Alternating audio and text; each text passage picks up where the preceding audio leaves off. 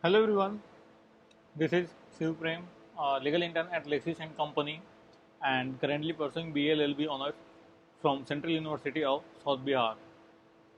And in today's session, I am going to deal with the offense of theft. So theft is basically an offense which comes under chapter 17 of IPC, which deals with the offense against property, which extends from section 378 to section 462. Where section 378 to section 382 deals with the offense of theft.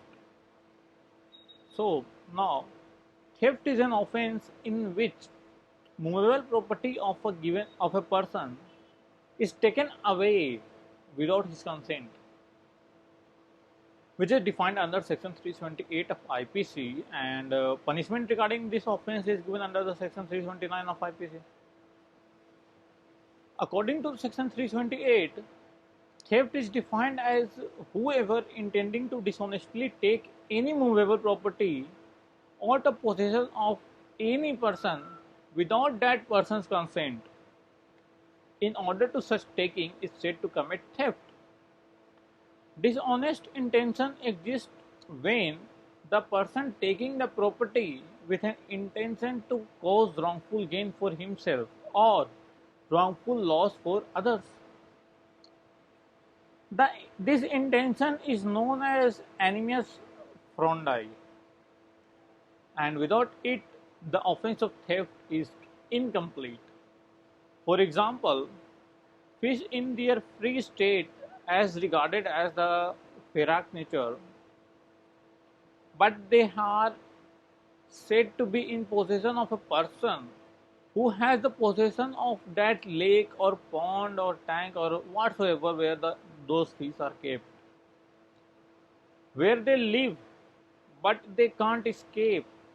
And if the offender catches these fish without the consent of the owner and without any bona fide claim of right, it will be considered an offense of theft. In common usage,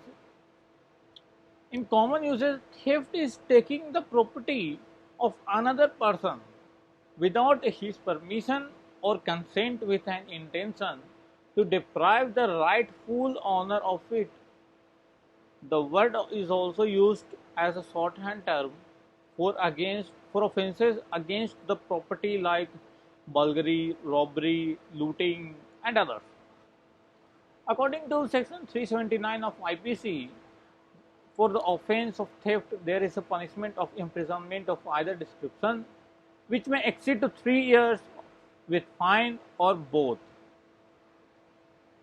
The offence under this section is cognizable, non-bailable, compoundable, and it is trial by any magistrate. Now let us see some essential elements of theft. So the first essential element of theft is dishonest intention. Intention is the core element of theft. Intention is the core element of theft. It is also called mala fide intention in the form of mens rea. It is upon the intention of the taker when he removes the article which determines whether the act is theft or not. The dishonest intention exists when the taker intended to cause wrongful gain by causing wrongful loss to another. Here, the petitioner has to prove that something was taken away by someone with a dishonest intention. Taking another man's property believing under a mistake of fact and in ignorance of law that he has the right to take that article. Therefore, it doesn't amount to theft. If the act is done not an animo frondi, it will not amount to theft. Now, the second essential element for the theft is movable property. The subject to theft is a movable property. Movable property is defined under section 22 of IPC as including corporeal property of every description except land and things attached to the earth or permanently fastened to anything which is attached to earth. Explanation 1 of section 328 explains that a property becomes movable when it is served from the earth and is capable of being the subject of theft. Example, a house. A house cannot be a subject of theft, but there may be a theft of materials in the house. A standing tree is an immovable property, but it becomes movable when it is cut down. So now let us see the third essential element for theft, that is the art of possession of any person. Under section 328 and 329, the main right of an individual is the possession of his movable property. The word possession is not defined in the IPC, but its nature can be seen in the section 27, where it is said that when property is in the possession of a person's wife, clerk, or servant on account of that person, it is in that person's possession within the meaning of this code. Here, mere custody will not amount to possession. Example, when a lady gave money to a stranger who was standing near the window of the ticket counter to buy a ticket for her, but after taking the money, he ran away. This was held to be theft, as she never parted with the dominion over the money and merely used his hand in place of her own. Right? So now let us see the next essential element, that is consent. Theft must consider the taking of the article without the consent of the person in the possession, and there will be no theft when the owner gives the consent to take the thing.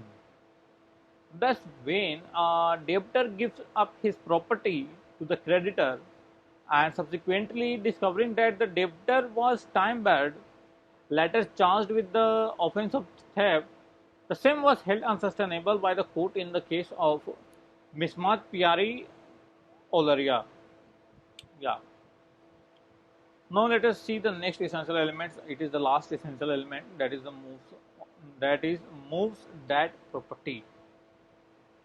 At last, there must be a moving of property with an intention to take it.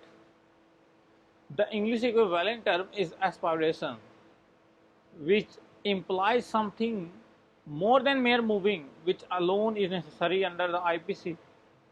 In Madras decision, Venkataswamy held that the post office letter carrier, the taking out of the bag in which the letter were carried during delivery and placing it in his own pocket was deemed sufficient.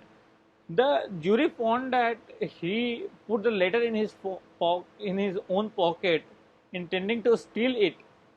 Therefore, he committed the offense of theft. Here, the consent may be expressed or implied. So now that's all for now. I hope you liked the video, and please do like, share and subscribe the channel. That's all for now. Thank you.